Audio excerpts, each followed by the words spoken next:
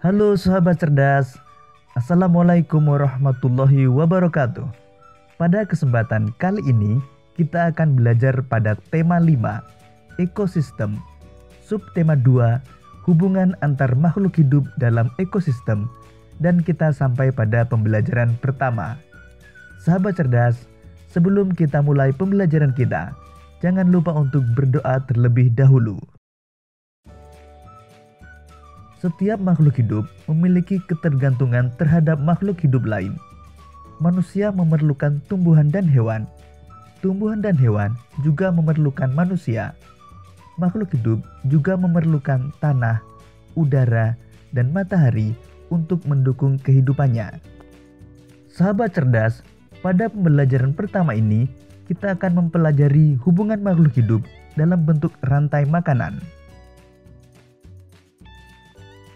Rantai makanan adalah perjalanan memakan dan dimakan dengan urutan tertentu antar makhluk hidup.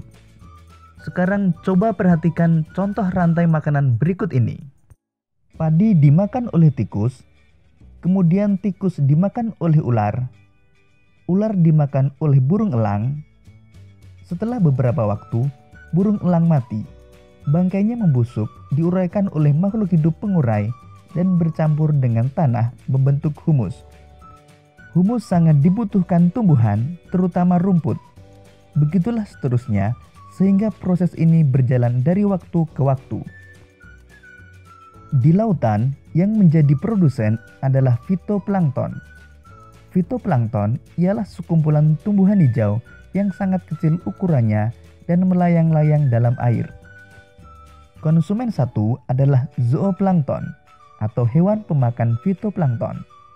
Konsumen 2 adalah ikan-ikan kecil. Konsumen 3 adalah ikan-ikan sedang.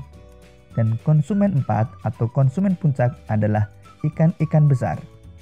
Selanjutnya, ikan yang telah mati diuraikan oleh dekomposer sehingga dapat dimanfaatkan fitoplankton sebagai sumber nutrisi untuk membuat makanan.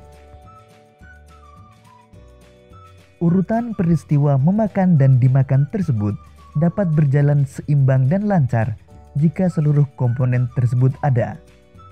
Jika salah satu komponen tidak ada, akan terjadi ketimpangan dalam urutan memakan dan dimakan tersebut. Agar rantai makanan dapat terus berjalan, jumlah produsen harus lebih banyak daripada jumlah konsumen satu. Konsumen ke-1 lebih banyak daripada konsumen kedua, dan seterusnya. Ada satu lagi komponen yang berperan besar dalam rantai makanan, yaitu pengurai. Pengurai adalah makhluk hidup yang menguraikan kembali zat-zat yang semula terdapat dalam tubuh hewan dan tumbuhan yang telah mati.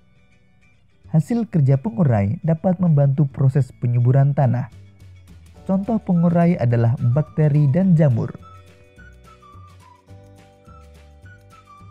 Sahabat cerdas, di dalam rantai makanan, terjadi perpindahan energi dari satu makhluk hidup ke makhluk hidup yang lain.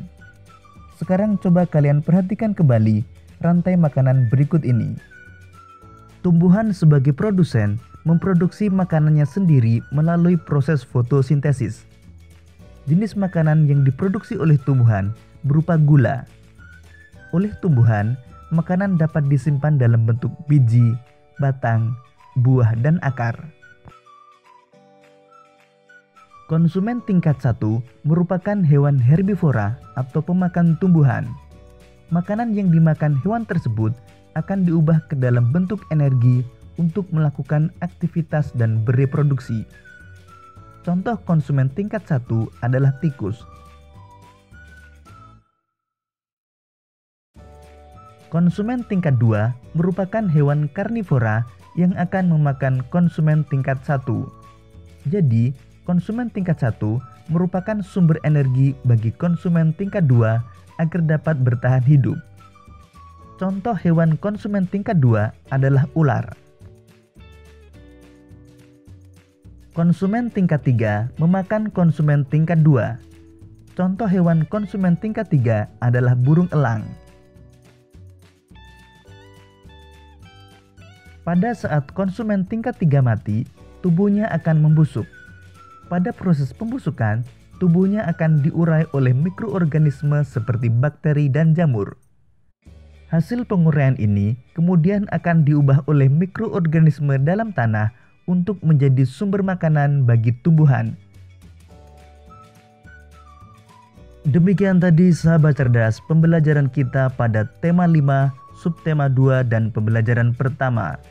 Untuk menguji pemahamanmu, kamu dapat mengerjakan latihan soal yang terdapat pada deskripsi video ini. Sampai jumpa pada pembelajaran berikutnya. Tetap semangat dan selamat belajar.